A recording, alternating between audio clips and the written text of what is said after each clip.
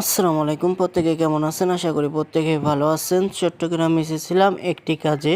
সেখানে আমার এক্সাম ছিল। সেই এক্সামের ফাঁকে ঘুরতে এসেছি বাইতুল মাজারে। এই দেখেন মাজারের সিঁড়িতে উঠছি। মাজারটা অনেক উঁচু, অনেক ধাপ সিঁড়ি পার হতে হচ্ছে আমাদের, কারণ মাজারটা পাহাড়ে অবস্থান করেছে। সেখানে দেখেন কতগুলো সিঁড়ি আমাদের বেয়ে উঠতে হচ্ছে।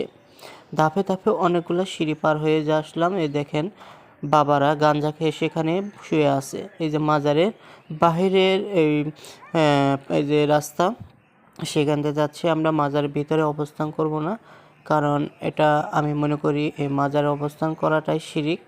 যেহেতু এখানে এসেছিলাম তাই ভাবলাম সেই মাজার সম্পর্কে কিছু ভিডিও করে নেওয়া যায়, স্মৃতি হিসাবে রেখে দেয়। সেই হিসাবে এসেছিলাম। এই দেখেন দয়াল বাবারা বসে রয়েছে সেখানে পিকনিক করে। আর একটা জিনিস আপনাদের দেখাই, যে একটা গাছ দেখেন কত সুতা মোতা তাবিজ বেঁধে রাখছে, সেখানে মানুষ নাকি মানব করে।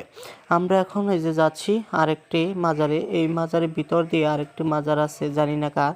এই যে এখানে দেখেন বাবারা সব নেশা টেশা করে সেখানে বসে রয়েছে।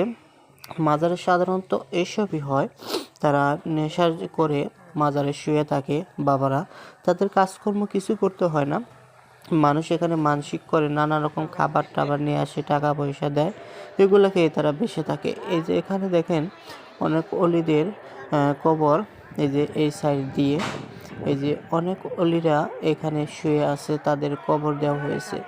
এই দেখতে পাচ্ছেন অনেক কবর আছে কিন্তু এখানে। এই যে আরেকটা দেখতে পাচ্ছেন ওই সাইডে আরেকটা মাজার, ওখানে মানুষ সেখানে ভক্তি করে আছে। আর মাজারের বাইরে এই যে পরিবেশটা দেখেন। মাজারের বাইরে একটি বড় পুকুর ছিল, সেখানে নানা রকমের পুরানো মাছ ছিল। বিশেষ করে সেখানে অনেক বছর পুরানো কচ্ছপ ছিল। সেখানে মানুষেরা মানব করেছে, কচ্ছপকে খাওয়াতে এসেছে। তারা মিষ্টি খাওয়াচ্ছে, কলা খাওয়াচ্ছে, যে যা পারছে তাই খাওয়াচ্ছে।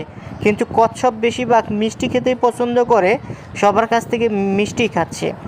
আর যারা খাওয়াতে পারছে তারা নিজেদেরকে ভাগ্যবান মনে করছে, আর যারা খাওয়াতে পারছে না তাদেরকে হতভাগা মনে করছে। কি একটা কুসংস্কার, তাই না? দেখেন কত মানুষ এসেছে এই কচ্ছপকে খাওয়ানোর জন্য।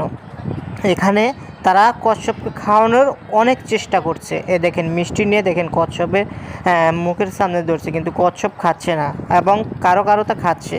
তারা নিজেকে ভাগ্যবতী মনে করছে, এবং তাদের কাছ থেকে যতটুকু শুনেছি এই কচ্ছপকে খাওয়ালে নাকি তাদের রোগবালাই থেকে তারা মুক্তি পাবে। কচ্ছপ নাকি রোগবালাই থেকে মুক্তি করে, ঠিক আছে? এসব কুসংস্কার নিয়ে মানুষ এখনও বসবাস করে। দেখেন এই যে কত পাউরুটি নিয়ে আসছে, কত মিষ্টি নিয়ে আসছে এই কচ্ছপকে খাওয়ানোর জন্য। দেখতে পাচ্ছেন কত বড় কচ্ছপ, দেখছেন খাবারের জন্য উপরে এসে পড়েছে। দেখছেন এখন কচ্ছপটা চলে যাবে, কারণ কেউ খাবার দিতে পারলো না। এই কচ্ছপকে খাওয়ালে নাকি মনের আশা পূরণ হয়, অনেক রোগবালাই থেকে মুক্তি পাওয়া যায়। এগুলো কুসংস্কার, মানুষ কতটাই কুসংস্কার পালন করছে এখনকার যুগে মানুষ। দেখতেই পাচ্ছেন, আপনারা ভিডিও দেখে বুঝতেই পারছেন মানুষ কতটাই কুসংস্কারে বিশ্বাস করে।